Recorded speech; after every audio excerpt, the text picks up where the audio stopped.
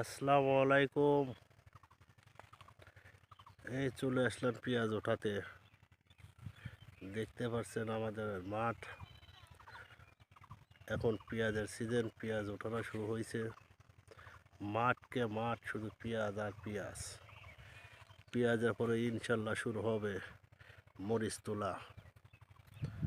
দেখতে পাচ্ছেন যে পরিমাণে মরিচ লাগানো হয়েছে, আমার মনে হয় যে মরিচের দাম 10 টাকা কেজি নামে আসবে। এখন একটু রেস্ট নিচ্ছি,